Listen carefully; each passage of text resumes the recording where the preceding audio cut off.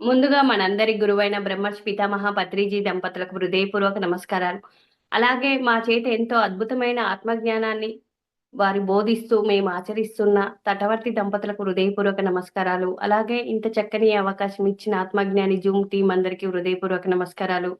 నా పేరు శ్వేత మారిమిర్యాలగూడ. నేను ఈరోజు చెప్పబోయే టాపిక్ మానవుడు యోగిగా ఎదగాలంటే తటవర్తి రాజలక్ష్మి మేడం రాసిన బుక్‌లో నుంచి ఒక టాపిక్. భగవంతుణ్ణి తెలుసుకోవాలంటే ఉండే ప్రతిబంధకాలు. అవి 4 ఉంటాయి.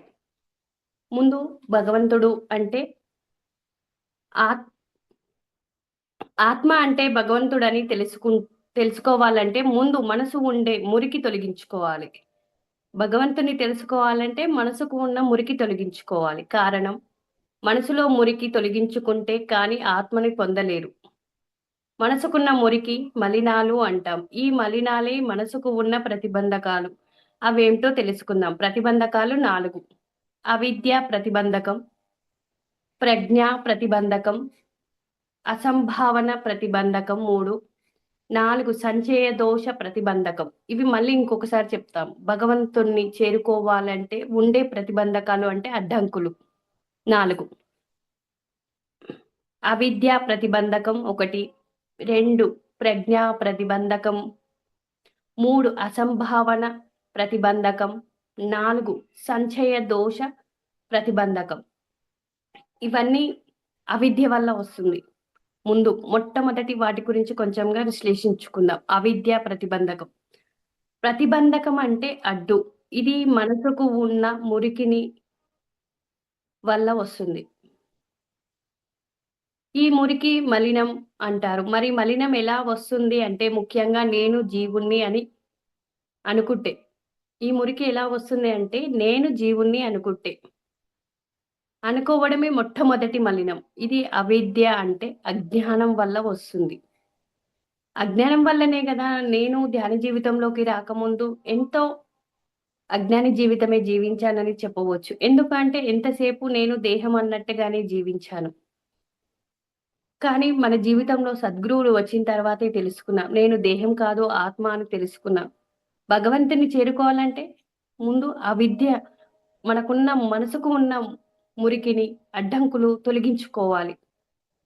తెలుగు తొలగించుకోవాలి అంటే మనం చేయవలసింది శ్వాస మీద ధ్యాస ధ్యానం ఒక్కటే. ఆ ధ్యానం వల్లనే మనం జీవుడు వేరు, దేవుడు వేరు కాదు. అంతా ఒకటే అని తెలుసుకుంటాము. అవిద్య అంటే నేను శరీరం అనుకోవడం. జీవుడు వేరు, దేవుడు వేరు అనుకోవడం. ఇటువంటి భావాల వల్ల మొదటి భయం ఏర్పడుతుంది. ఈ భయాల వల్ల ఏ పని చేయాలన్నా సాహసించలేము. భయముంటే ఏమన్నా పని చేస్తామా అంటే ఏమి చేయలేము. ఇప్పుడు ధ్యానం చేయాలంటే గూడా భయముంటే చెయ్యలేము. ఆ భయాలన్నీ వదిలించుకోవాలంటే ముందు ధ్యానం చేస్తేనే ఆ భయాలన్నీ తొలగించుకుంటాం. భయం ఏర్పడుతుంది. అలా దీనికి ముఖ్య కారణం ఏంటి అంటే దేహం నేననుకోవడమే. దేహం నేను అనుకుంటే ధనం మీద, భార్య మీద, భర్త మీద, పిల్లల మీద ఈ మమకారాలు, మళ్ళీ నేనేమన్నా చనిపోతానేమోనని భయము, ఇలా ఎన్నో రకాల భయాలుంటాయి. నా ఆస్తి ఈ ప్రకృతి వైపరీత్యాల వల్ల నష్టం జరుగుతుందేమో అన్న భయము, పిల్లలు చనిపోతారేమో అని భయము, నేను చనిపోతానేమో అని భయము. ఈ భయాలు వల్ల మనము ఎంతో అజ్ఞాని జీవితమే గడుపుతాము. ఎందుకంటే ఇదంతా అజ్ఞానము అన్న విషయము మనం ఈ ధ్యాన మార్గంలోకొచ్చిన తర్వాతే అర్థమవుతుంది.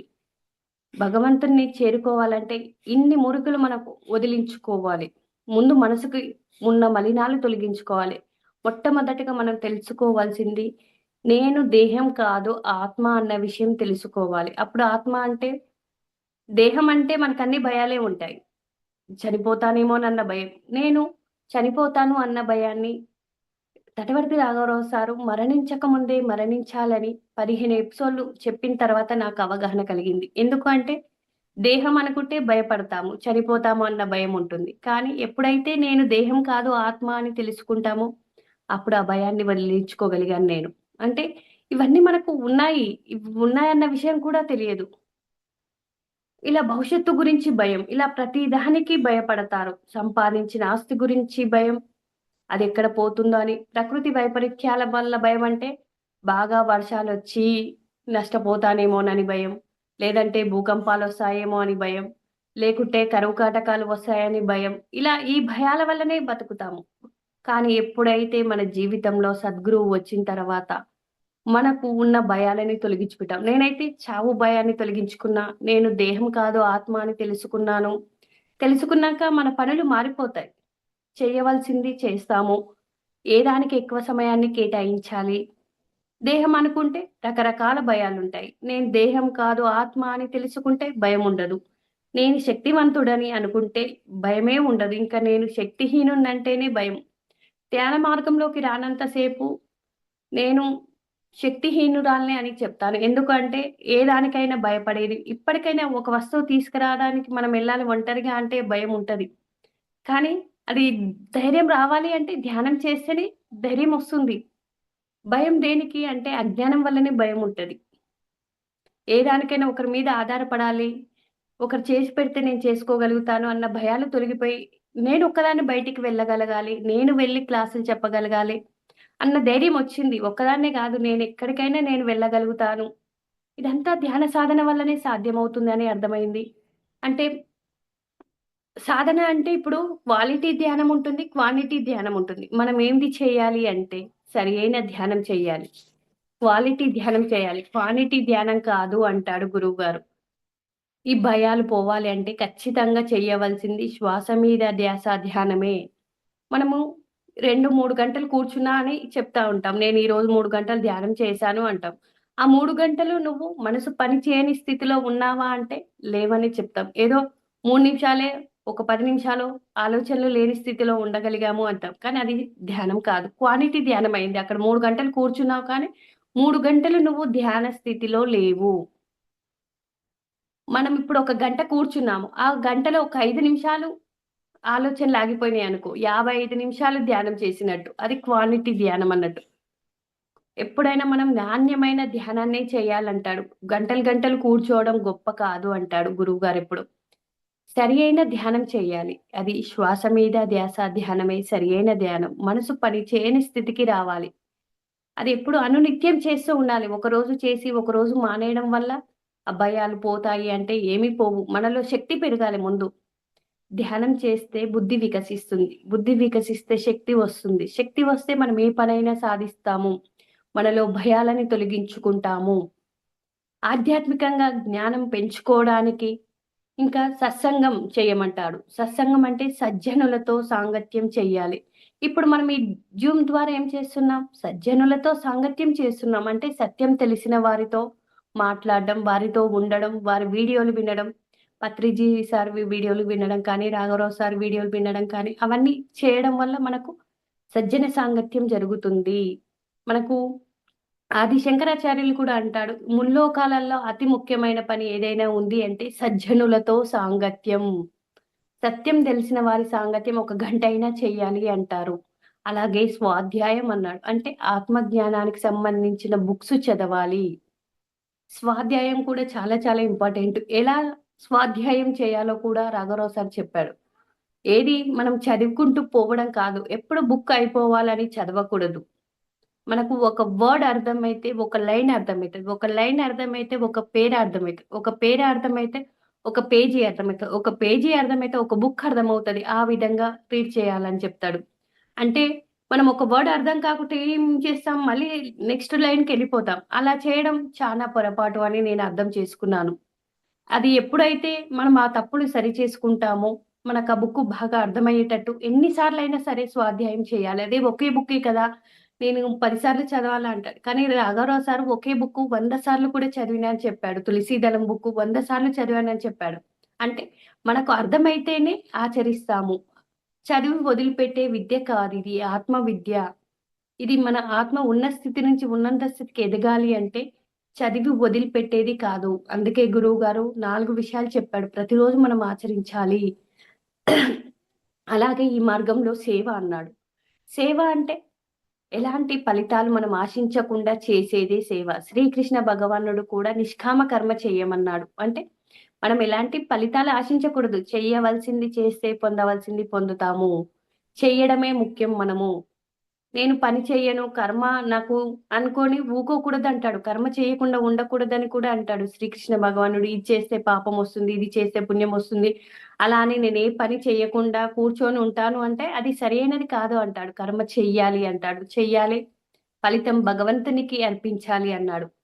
అలా సేవ చేయాలి. ఇప్పుడు ఈ జూమ్ ద్వారా మనం ఏం చేస్తున్నాము? ఈ ఆత్మ జ్ఞానానికి సంబంధించిన సేవ అన్నట్టు. ఈ సేవని మనం ఈ జ్ఞానం 10 మందికి చేరవేయాలి. ఈ సత్యం 10 మందికి బోధపడాలి అని యూట్యూబ్ ద్వారా రావాలని మనం చేస్తున్నాం. కానీ ఇలా నాకు పేరు రావాలి, నేను ఈ ఛానెల్ నడుపుతున్నా, జూమ్ నడుపుతున్నా, నాకు పేరు రావాలని చేయట్లేదు. ఈ జ్ఞానం గురువిచ్చిన జ్ఞానం, సత్య జ్ఞానం 10 మందికి చేరవేయాలి అని ఒకే ఒక సంకల్పం.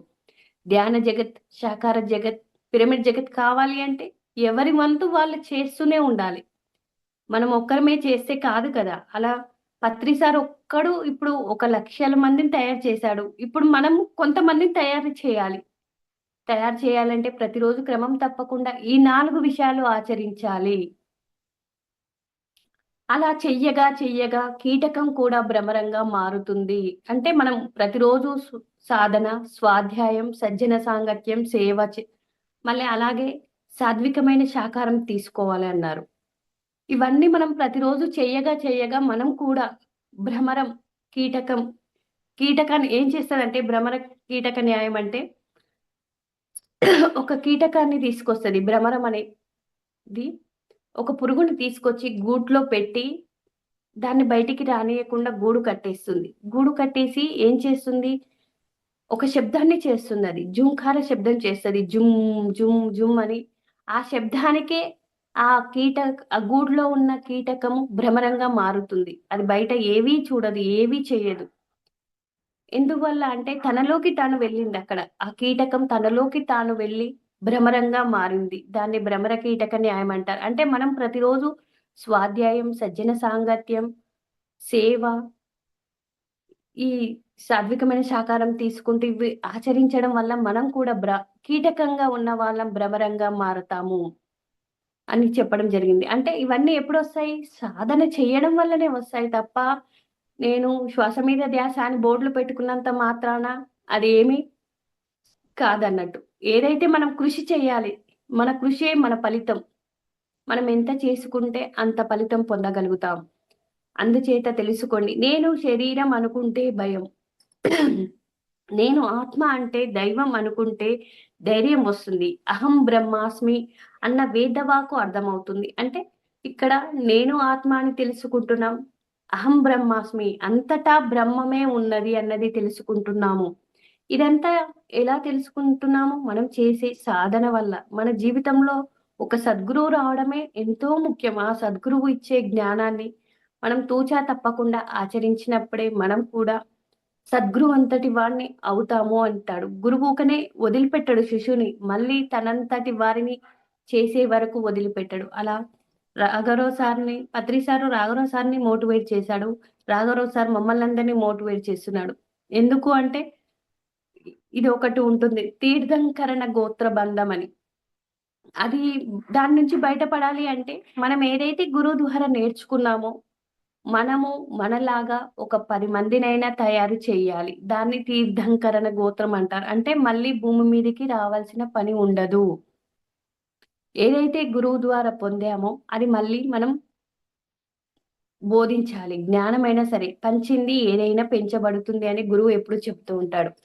అది పెంచాలి అంటే మనం కూడా మనలాగా ఇప్పుడు పత్రి సార్ ఎట్లా రాఘవరావు సార్‌ని తయారు చేశాడో, రాఘవరావు సార్ మమ్మల్ని ఎట్లా తయారు చేస్తున్నాడో, మనం కూడా మనలో ఒక 10 మందిని తయారు చేసి భూమి మీద నుండి నిష్క్రమించాలి. అప్పుడే మళ్ళీ భూమి మీదకి రావాల్సిన పని ఉండదు అన్నది నాకర్థమైంది. ఇదే వేదవాక్కని కూడా అర్థమైంది. అంటే అహం బ్రహ్మాస్మి, తత్వమసి అంతా బ్రహ్మమే, జీవుడు వేరు కాదు. అంతా ఒక్కటే. కానీ ధ్యాన జీవితంలో రాకముందు అంతా వేరు వేరు అనుకుంటాం. కానీ ఎప్పుడైతే ధ్యానంలోకొస్తామో అంతా ఒక్కటే అని అర్థమవుతుంది. ఇంకా వేరే అన్నదే లేదు అన్నది కూడా బాగా అర్థమవుతుంది. అది భగవంతుడిని చేరుకోవాలంటే మనసుకున్న మురికిని తొలగించుకోవాలంటే మొట్టమొదటిగా నేను దేహం కాదు ఆత్మ అన్నది తెలుసుకోవాలి. అదే మొదటి. నేను జీవుడను అనుకుంటే కూడా అజ్ఞానమే. నేను భగవంతుణ్ణి, నేను దైవాన్ని అని తెలుసుకోవాలి. ఈ ప్రతిబంధకాన్ని దాటగలగాలి అంటే అవిద్య పోవాలి. అవిద్య అంటే అజ్ఞానము. ఈ అజ్ఞానాన్ని తొలగించుకుంటేనే మనము మన ఆత్మ ఉన్న స్థితి నుంచి ఉన్నంత స్థితికి ఎదగగలుగుతాము అని నేను తెలుసుకున్నాను. అలాగే రెండవ ప్రతిబంధకం ప్రజ్ఞా ప్రతిబంధకం. ప్రజ్ఞా ప్రతిబంధకం అంటే ఎవరికైనా మొదట్లో కొన్ని అభిప్రాయాలుంటాయి. నా అభిప్రాయం ఎప్పుడు ఎవరు మార్చుకోలేరు. అంటే కొన్ని అభిప్రాయాలు ఉండడం వల్ల ఏమీ మార్చుకోలేరు. నాకు అన్నీ తెలుసు అనుకుంటూ ఉంటారు. పెద్దలు చెప్పిన వారి అభిప్రాయాలను మార్చుకోలేరు. మానవులకు కష్టాలు, రోగాలు, సమస్యలు గతంలో చేసుకున్న కర్మని బట్టి వస్తున్నాయి. మనకు కష్టాలు ఎక్కడి నుంచి వస్తున్నాయి? కష్టాలు, దుఃఖాలు, సమస్యలు ఇవన్నీ ఎక్కడి నుంచి వస్తున్నాయంటే, మనం గతంలో చేసిన కర్మ ఫలితమే ఇప్పుడు మనం అనుభవిస్తున్నాము అన్నది నాకు అర్థమైంది. ధ్యాన జీవితంలోకి వచ్చినాకనే అర్థమైంది. కానీ అంతవరకు నాకేమీ అర్థం కాలేదు. గతం ఉంది అన్నది కూడా అర్థం కాలే. ఇంకా ఒక కర్మ సిద్ధాంతం ఉంది. మనం ఏదైతే చేశామో అదే మనం పొందుతాము అన్నది కూడా బాగా అర్థమైంది. అందుకోసం కర్మలు పోవాలంటే దైవం అంటే ఆత్మను ఆశ్రయించాలి. కర్మ పోవాలి అంటే దైవాన్ని ఆశ్రయించాలి. దైవం అంటే విగ్రహాన్ని పూజించడం కాదు అని నాకు అర్థమైంది. ఆత్మని ఆరాధించాలి. ఆత్మని ఆరాధించాలి అంటే శ్వాస మీద ధ్యాస, ధ్యానమే చెయ్యాలి. అప్పుడు మన కష్టాలు, సమస్యలు, అనారోగ్యాల నుంచి బయటపడతారు అని నేను తెలుసుకున్నాను. అందుకోసం పూజ కాదు చెయ్యవలసింది, ధ్యానమే అని తెలుసుకున్నాను. పూర్వం నుంచి అలవాటయింది, ఆచారంగా వస్తున్న పూజను మానలేరు. అభిప్రాయం మార్చుకోవాలంటే మార్చుకోలేరు కదా! దీనికి కూడా ఒక ఎగ్జాంపుల్ చెప్తాను. పూర్వం నుండి ఆచారంగా వస్తుంది అని. పూర్వం గురుకులాలు ఉండేటివి. అక్కడ శిష్యులకు విద్య నేర్పిస్తూ ఉండేవారు. అంటే ఎలాగా ఇప్పుడు అందరికి అడవుల్లో ఎక్కడో ఒక ప్లేసుల్లో, అరణ్యాల్లో వాళ్ళ గురుకులాల్లో ఒక ఆశ్రమాన్ని నిర్మించుకొని, అక్కడ గురువు శిష్యులకు విద్యను బోధిస్తూ ఉండేది. అప్పుడు ప్రతిరోజు ఇలా బోధిస్తున్నప్పుడు ఒక పిల్లి వచ్చేదంట. పిల్లి వస్తూ ఉంటే, ఇది చాలా అరుస్తూ ఉంది, ఇబ్బందిగా ఉందని ఒక శిష్యుడిని లేపి, "అక్కడ కట్టేసేయి పోరా పిల్లిని" అని చెప్తాడు. పిల్లిని కట్టేసేయి పోరా అన్నప్పుడు, అది రోజు జరుగుతుంది. పిల్లి ప్రతిరోజు రావడం, దాన్ని కట్టేయడం, ప్రతిరోజు రావడం, కట్టేయడం. అదేమైంది? ఆ గురువుగారు మరణించారు. తదనంతరం వారి శిష్యులు ఎవరో ఒకరు బోధించడం జరుగుతుంది. ఆ శిష్యులు ఏం చేస్తున్నారు? మనకు గురువు విద్య బోధించేటప్పుడు ఆ పిల్లిని కట్టేస్తేనే మనకు విద్య చెప్పేవాడు. కాబట్టి మనం కూడా అదే ఆచరించాలి. పెద్దల నుంచి వచ్చింది ఆచరించాలి. అన్నప్పుడు మనం గూడా పిల్లిని తీసుకురావాలి, కట్టేయాలి అని. ఆ ఊర్లో లేకున్నా పక్కూర్లో పోయి పిల్లిని తీసుకొచ్చి, అది మళ్ళీ ఆ పిల్లిని కట్టేస్తూ ఉంటే అది చనిపోయినా మళ్ళీ ఇంకో ఊరికి వెళ్లి పిల్లిని తీసుకొచ్చి కట్టేయడం. అది ఆచారంగా వస్తుంది. అంటే ఆ పిల్లిని కట్టేస్తేనే వీళ్ళు విద్య చెప్పేవాళ్ళన్నట్టు. ఆచారం అంటే ఆచరించి చెప్పేది అని పెద్దలు చేశారు, మనం చేయాలన్న ఒక అభిప్రాయం ఉంటుంది గదా!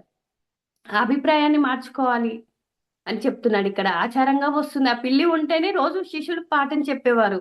గురువు ఎలా చేశాడు మనం గూడా అలా చేయాలి. అదే ఆచారం అనుకుంటున్నారు. అలాగే ఇంకో ఎగ్జాంపుల్ చెప్తా.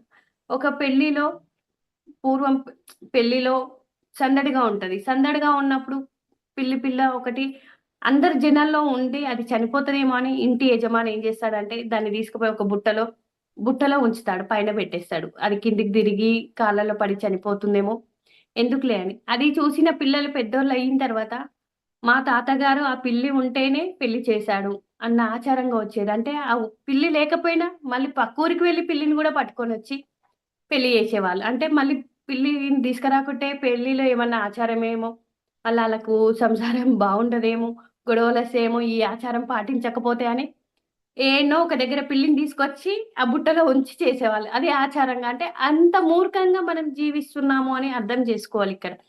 ఆచారంగా వస్తున్నది పెద్దలు చెప్పారు అన్న కొన్ని అభిప్రాయాలు మనలో ఉంటాయి. అంటే అవి మార్చుకోవడానికి ఇష్టపడరు. అంటే మా తాత వాళ్ళు చేశారు మేం చేయాలి. అదే ఆచారంగా వస్తుంది. ఏమంటారు ఇప్పుడు నాన్ వెజ్ బంద్ జేయమంటే, మా తాత తిన్నాడు, మా నాన్న తిన్నాడు, మేము తింటున్నాము. అది ఆచారంగానే వస్తుంది. లేవంటే ఆ జంతువులన్నీ పెరిగిపోవా అంటూ ఉంటారు. మూర్ఖంగా ప్రవర్తిస్తూ ఉంటారు. అంటే అవి కూడా మనలాంటి జీవులే అన్న విషయము, మనలాంటి భగవంతులే అన్న విషయం ధ్యాన మార్గంలోకొచ్చిన తర్వాతే అర్థమైతది. అంతవరకు ఏమీ అర్థం కాదు. అలా అజ్ఞానంగానే జీవిస్తారు అన్నది కూడా నాకర్థమైంది.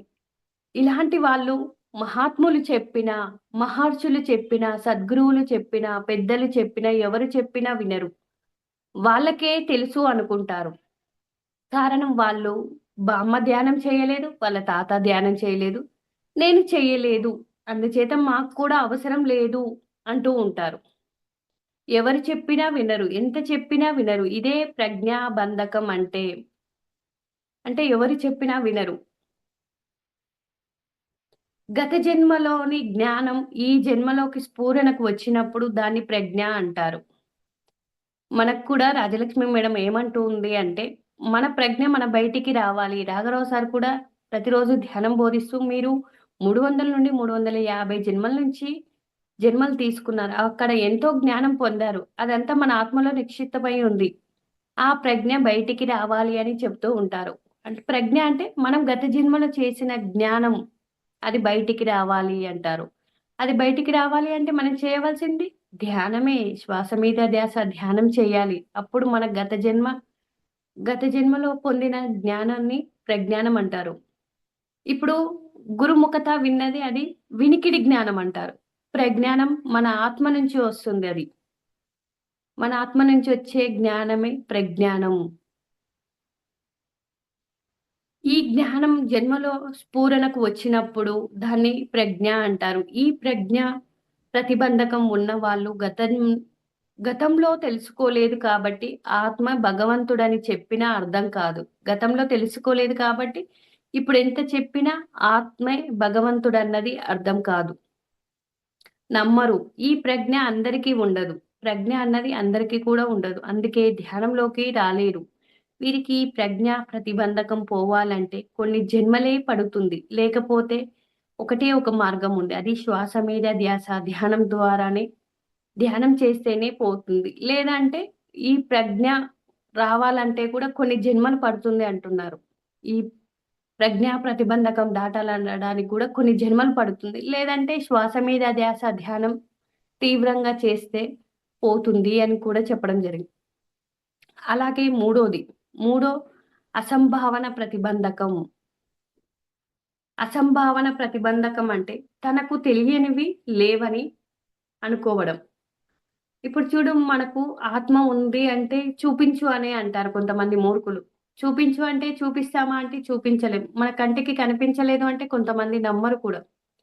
మనమేంది చక్కగా ఇంత అద్భుతంగా శరీరం ఉంటే ఆత్మ అంటున్నారు. ఆత్మ అని దేన్నంటారు? అవి గాలిలో తిరుగుతూ ఉంటాయి. వాటిని ఆత్మ అని అంటారు. అని వాదించే వాళ్ళు కూడా ఉంటారు. మనకు తెలియంది తెలుసు అంటే నమ్మరు. అంటే కనిపించని లోకాలు ఎన్నో ఉన్నాయి అంటారు.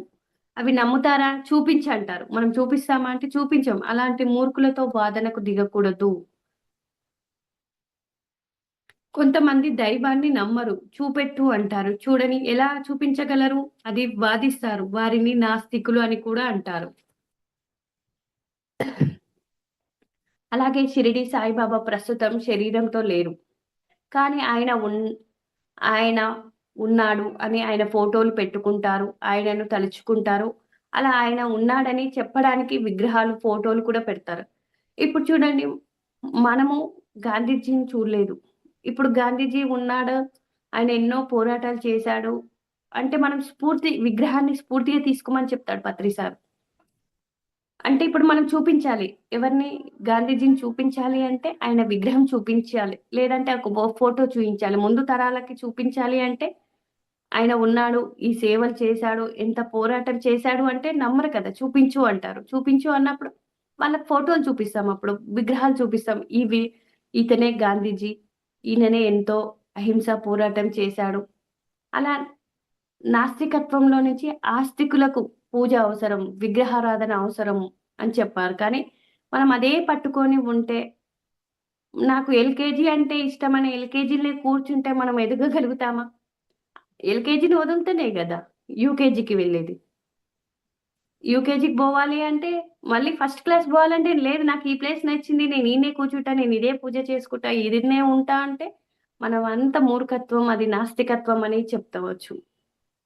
దాన్ని వదలాలి. ఇప్పుడు ఫస్ట్ క్లాస్ వదిలితేనే సెకండ్ క్లాస్ ఎక్కుతాం. అలాగే ఒక మెట్టు వదిలితేనే ఇంకో మెట్టుకు ఎక్కగలుగుతాము. కానీ నాస్తికులు నేను చూడలేదు, నమ్మలేను అంటారు. కానీ నిరాకారుడైన భగవంతుణ్ణి చూపించడానికి కనిపిస్తాడా అంటే కనిపించడు. నిరాకారుడన్నాడు. ఆయనకంటూ ఒక రూపమే లేదు. చూపించు అంటే చూపించలేము. ఆలోచించండి. కరెంటు ఎవరైనా చూపించగలరా అంటే చూపించలేరు. కరెంట్ ఉందా అంటే ఉంది. చూపిస్తామా అంటే చూపించలేము గదా! అంటే కరెంటు పరికరాలనే పనిచేస్తున్నాయి. అలాగే భగవంతుడు ఎవరూ చూపించలేరు. మరి లేడా అంటే ఉన్నాడు కాబట్టే మానవులు, సమస్త జీవరాశులు జీవించి ఉన్నాయి. లేకపోతే అందరూ శవాలుగా మారిపోతారుగా. ఆ భగవంతుడే లేకపోతే శవాలుగా మారిపోతారు గదా! కోళ్ళు, మేకలు కోసినప్పుడు అందులో ఉన్న ఆత్మ నేను భగవంతుడు బయటికి వెళ్ళిపోయాడు. వెళ్ళిపోయాడు కాబట్టి ఆ శరీరం కుళ్ళిపోతుంది. అందుకే ఆయన అన్ని జీవుల్లో ఆత్మ రూపంలో ఉన్నాడు అని పెద్దలు చెబుతారు. శ్రీకృష్ణ భగవానుడు కూడా భగవద్గీతలో చెప్పాడు. 10వ అధ్యాయం 20వ శ్లోకంలో. అహమాత్మ గుడాకేశ సర్వభూతాశయ స్థిత అహమాది మధ్యంచ ఏవచ అని. అంటే 84 లక్షల జీవరాశుల్లో నేనై ఉన్నాను. ఆత్మ చైతన్యంగా ఉన్నాను అని చెప్పడం జరిగింది. అలాగే నేను సృష్టి ఆరంభంలో ఉన్నాను. సృష్టి నడుస్తున్నప్పుడు ఉన్నాను. సృష్టి నడుస్తున్న అంతం తర్వాత కూడా నేనుంటాను అని శ్రీకృష్ణ భగవానుడు చెప్పాడు. అన్ని చెప్పినా నేను నమ్మను అని వాదించే మూర్ఖులు వదిలివేయాలి. కొంతమంది మూర్ఖులుంటారు. ఎన్ని చెప్పినా ఆత్మ ఉంది, భగవంతుని చైతన్యం వల్లనే ఇప్పుడు మనం మాట్లాడగలుగుతున్నాం, చూడగలుగుతున్నాము అంటే నమ్మరు. చూపించు అంటారు. చూపించు అంటే ఎక్కడ చూపిస్తాము? కానీ నిరాకారుడు. ఆయనకసలు ఒక రూపమే లేదు, నామమే లేదు. ఆయన సర్వాంతర్యామి. సర్వజీవుల్లో ఆత్మ చైతన్యంగా ఉన్నాడు. ఆయనను చూపించు అంటే చూపించలేము. అది కొంతమంది మూర్ఖుడుగా వాదనకు దిగుతూ ఉంటారు. ఎన్ కారణం వారు ఈ సత్యం తెలుసుకోవాలంటే ఇంకొన్ని జన్మలు పడుతుంది. అందుచేత వారిని వదిలేయాలి అని పెద్దలు చెప్పారు. ఇలాంటి వాళ్ళు దుఃఖంలో పడిపోతారు. దీన్ని అసంభవం దోషం అంటారు.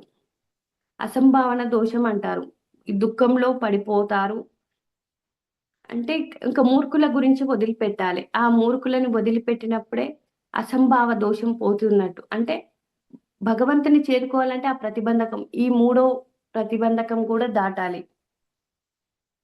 దాటినప్పుడే మనము భగవంతునికి దగ్గరవుతాము. నాలుగోది సంచయ దోష ప్రతిబంధకం. అంటే సంచయము అంటే ప్రతి దానికి అనుమానం. చూడండి ఇప్పుడు ఒక వ్యాపారం చేద్దాం అనుకుంటాం. ఆ వ్యాపారంలో ముందే ఆలోచిస్తాం. లాభమొస్తుందా? నష్టమొస్తుందా? లాభమొస్తుందా? నష్టమొస్తుందా? అని ఆలోచిస్తూ ఉంటాము. అది అన్నీ సంచయాలన్నట్టు. అంటే ఇప్పుడు నేను ధ్యాన సాధన చేస్తున్నాను. శ్వాస మీద ధ్యాస ధ్యానం చేస్తున్నాను. చెయ్యమంటే కొంతమంది చెయ్యరు. వెనక్కి వెళ్ళిపోతారు. అంటే సంచయం వల్ల వెనక్కి వెళ్ళిపోతారు. మాకేం ఫలితాలు రాలే. ఇన్ని సంవత్సరాల నుంచి మేము ధ్యానం చేస్తున్నాము. మాకే ఫలితాలు లేవు అని ఇంకా వేరే మార్గం ఏదైనా మార్గం కనిపించంగానే అందులోకి వెళ్ళిపోవడం. ఇతర సాధనలు ఏవన్నా ఆకర్షితులు అవ్వగానే వెళ్ళిపోతారన్నట్టు. వారికి ఎలాంటి ఫలితం కనిపించట్లేదు. సంచయం వల్ల వెళ్ళిపోతారు. ఇప్పుడు గైడింగ్ మెడిటేషన్‌లని, కర్మ విభావక ధ్యానాలని, చక్ర ధ్యానాస్ అని ఎన్నో చేయిస్తున్నారు. అవన్నిటికి ఆకర్షితులవుతున్నారు అంటే, మనం చేసే ధ్యానం శ్వాస మీద ధ్యాస ధ్యానం సరియైందని మనకు సంచయం, సంచయం ఉండడం వల్ల, అనుమానం ఉండడం వల్ల పక్కదోవ పడుతున్నాము అని కూడా చెప్పడం జరుగుతుంది గురువుగారు. అలాగే పత్రిజీ చెప్పాడు, బుద్ధుడు చెప్పాడు, శ్రీకృష్ణ భగవానుడు లాంటి యోగీశ్వరులు ఎంతమంది గొప్ప బోధన చేసినా వారిలో అనుమానం, సంశయం అన్నది పోదు. అలాంటి వారికి పురోగతి ఉండదు, ఎదగలేరు. మీకు సద్గురువులు లభించి మీకేదైనా విషయం చెప్పినప్పుడు పరమాత్మే ఆ విషయం గురువు ద్వారా తెలియజేశాడు. ఆ సత్యం పట్టుకొని ఎదగాలి. అంతేకాని ప్రతిదానికి సంచయిస్తూ ఉంటే ఎంత సాధన చేసినా ఫలితాలు ఉండవు. పురోగతి ఉండదు. అంటే సృష్టి పరిణామ క్రమంలో ఎలా ఉంటుంది అంటే ఫస్టు శిలలు ఖనిజాలుగా, ఖనిజాలు వృక్షాలుగా, వృక్షాలు జలచర భూచరాలుగా, భూచరాలు జలచరాలుగా, జలచరాలు పక్షులుగా, పక్షులు జంతువులుగా, జంతువులు మానవుడిగా పరిణితి చెంది, తనకంటే ఎంతో తక్కువ జాతి అయిన రాయి, రాళ్ళతో, కొయ్యలతో చేసిన విగ్రహాలను పూజ చేస్తూ, అవే దేవుడని నమ్ముకుంటూ, అవే కోరికలు తీరుస్తాయని, కష్టాలు తొలగిస్తాయని, మోక్షాన్నిస్తాయని భావిస్తే సత్యమైన భగవంతుణ్ణి పొందే ధ్యానం ఎలా చేస్తారు? ఎలా ఎదుగుతారు? భగవంతుణ్ణి ఎలా పొందుతారు? అంటే మనకు సంచయం ఉంటే మనం ఎంతసేపున్నా విగ్రహాలనే పూజిస్తాం. ధ్యానంలోకి రానప్పుడు నేను కూడా భక్తి మార్గం నుంచే వచ్చాను. భక్తి అంటే భగవంతుడంటే విగ్రహానికి, ఒక ప్రదేశానికి మాత్రమే పరిమితం చేశాను నేను. అంటే బాబా అంటే షిరిడీలోనే ఉన్నాడు. అంత మాత్రం అజ్ఞానంతో నేను జీవించాను. కానీ ఎప్పుడైతే సాయి సచ్చరిత్ర చదివానో అప్పుడు నాకర్థమైంది. భగవంతుడు అంటే సర్వజీవుల్లో ఉన్నాడు. కొన్నిటికి ఎగ్జాంపుల్ గూడా చెప్పాడు. ఆ తేళ్ళు, పాములు, పందులు అవన్నీ నా రూపాలే అంటాడు. ఇంకా భగవంతుడు అంటాడు, అన్ని జీవుల్లో నేనయ్యున్నాను. అప్పుడు లక్ష్మీబాయి ఒకసారి ఆకలేస్తుంది నాకు అన్నప్పుడు, తను వెళ్లి రొట్టె చేసి తీసుకొని వచ్చినప్పుడు కుక్కకేస్తాడు. బాబా అసలు తినడు. అప్పుడు బాబా అంటాడు, లక్ష్మీబాయి అంటుంది, "ఎందుకు బాబా అలా? నేను ఇంత కష్టపడి రొట్టె చేసుకొని వస్తే నువ్వు ఒక్క ముక్క కూడా తినలేదు. నేనెంతో కష్టపడ్డాను. నా శ్రమ అంతా వృధా చేశావు" అంటే, "ఎందుకు లక్ష్మీబాయి అలా అంటున్నావు? కుక్క ఆకలి, నా ఆకలి ఒకటే కదా!" అంటే సర్వజీవుల్లో నేనయ్యి ఉన్నాను అన్నాడు. ఆ చిన్న దాంతో అర్థమైపోయింది. ఇప్పుడు అది కొంతమంది మూగవారు మాట్లాడలేరు. మనం మాట్లాడగలుగుతున్నాం. అవి మాట్లాడలేవు కాబట్టి వాటి ఆకలి నేను తెలుసుకోగలిగాను అని చెప్పడం జరిగింది. అంటే ఆ ఆకలి తీరింది. నేనెంతో సంతృప్తిగా ఉన్నాను. నా ఆకలి కూడా తీరింది అంటాడు. అలాగే ఇంకోసారి షిరిడీకి వెళ్ళినప్పుడు లక్ష్మీబాయి, సాయిబాబా ఆమె హోటల్‌లో వెళ్లి భోజనం చేసే ముందు ఒక కుక్క వస్తది. కుక్క వచ్చినప్పుడు అరుస్తూ ఉంటది. అరుస్తూ ఉంటే ఒక రొట్టె ముక్క తీసి తను పెడతది. లక్ష్మీబాయి పెడతది. అలా పెట్టినప్పుడు ఎంత సంతృప్తిగా నాకు భోజనం పెట్టావమ్మా అని అంటాడు బాబాగారు. సాయంత్రం వేళ వెళ్ళినప్పుడు, ఇంత సంతృప్తిగా నాకు భోజనం పెట్టావు అంటే, నేనెక్కడ నీకు భోజనం పెట్టాను బాబా! నా భోజనానికే ఇతరుల మీద ఆధారపడ్డాను. అంటే నువ్వు ఏదైతే నువ్వు భోంచేసేటప్పుడు కుక్కను చూసి ఆకలిగా ఉందని నువ్వు భోజనం పెట్టావో, అది నేను ఒక్కటే. అది ఇప్పటికి నాకు తేనుపులు ఇంకా వస్తున్నాయి. నువ్వు ప్రేమపూర్వకంగా పెట్టిన భోజనానికి అని చెప్పడం జరిగింది. అంటే సర్వజీవుల్లో ఉన్నాను అని అది చదివిన తర్వాత అర్థమైంది. అంటే అన్ని జీవులు తానై ఉన్నాడు అన్నది నాకు సాయి సచరిత్ర చదివినప్పుడు బాగా అర్థమైంది. నాలో ఉన్న నమ్మకాలు, మూఢనమ్మకాలు గాని ఏవైనా సరే, అవన్నీ ఒకటి ఒకటి వదిలించుకున్నాను. ఒకేసారి ఏమీ పోలేదు. విగ్రహారాధన కూడా మానాలంటే భయమే ఉంటది. ఎందుకంటే ఆచారంగా వస్తుంది. పెద్దలు జేశారు. చెయ్యకపోతే పూజ చెయ్యకుంటే ఏమవుతుందో అన్న భయాలు ఉంటాయి. అలాగే రాఘరావు సార్‌కి గూడా భగవంతుడంటే ఇష్టమని ఒక వెంకటేశ్వర స్వామి మందిరాన్ని కట్టించాడు.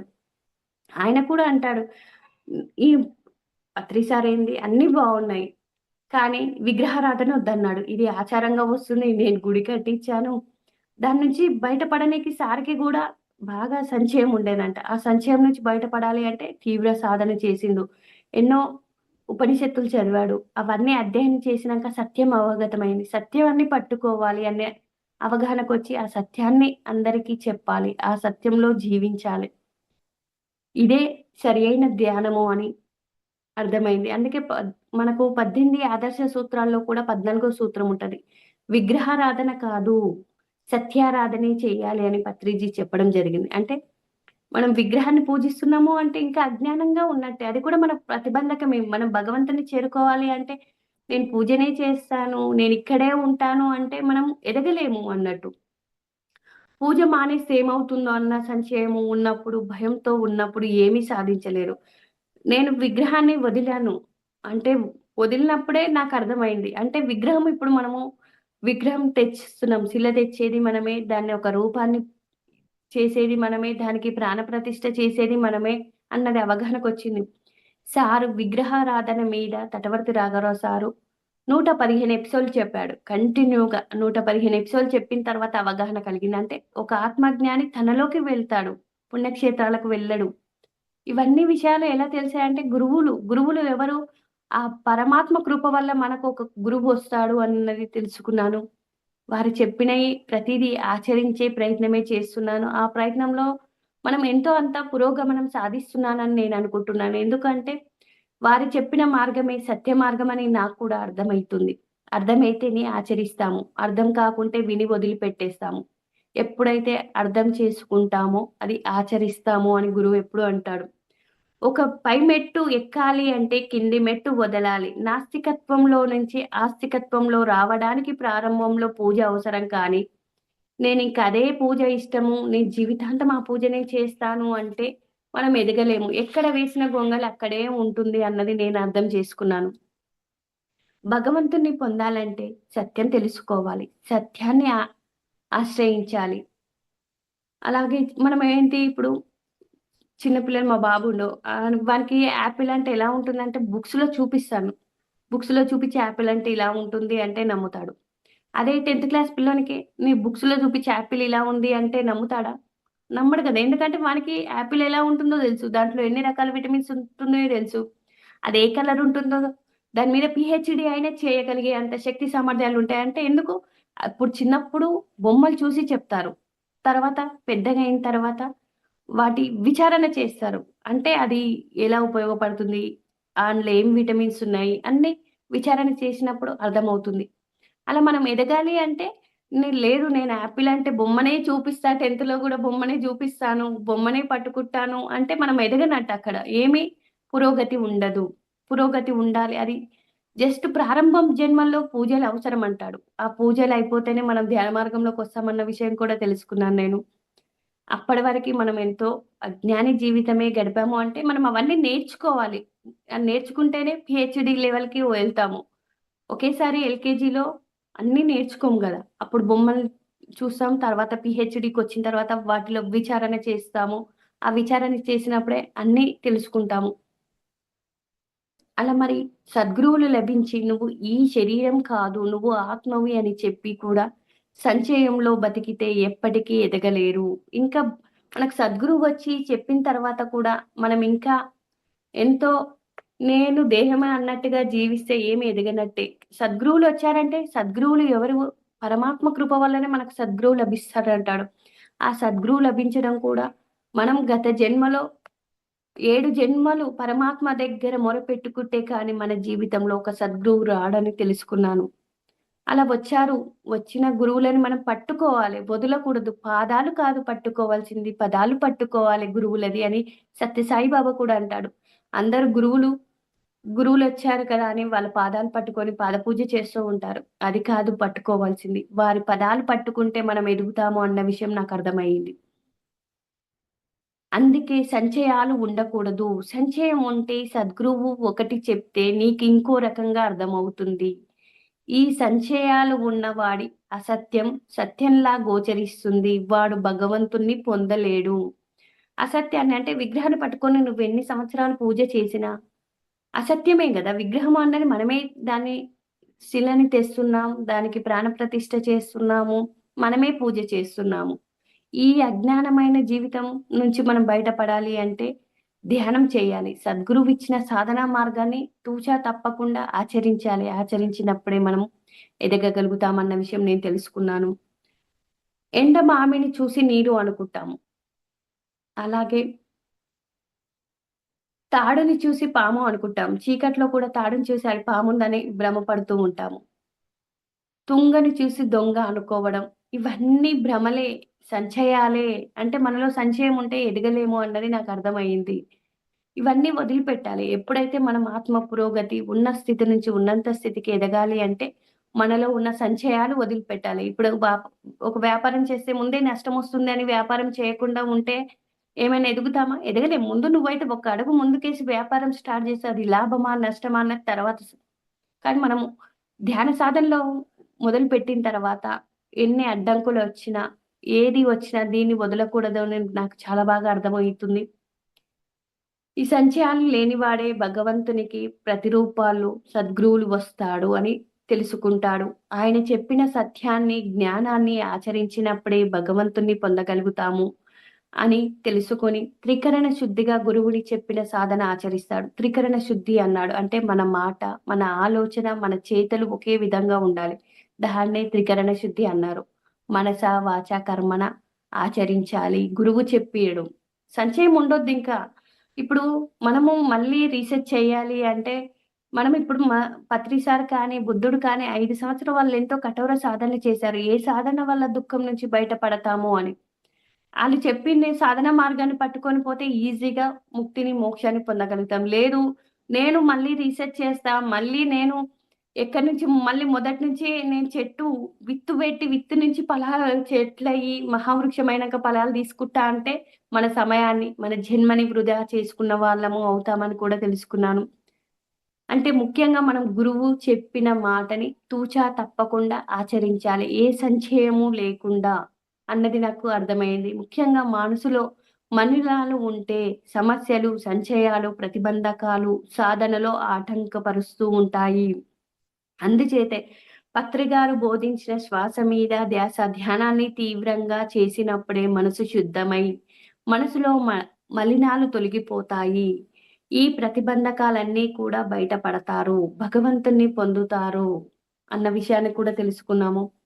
ఇప్పుడు ఇంకా మనసంటే ఇప్పటివరకి ఈ ప్రతిబంధకాలన్నీ తెలుసుకున్నాం. భగవంతుని చేరుకోవాలి అంటే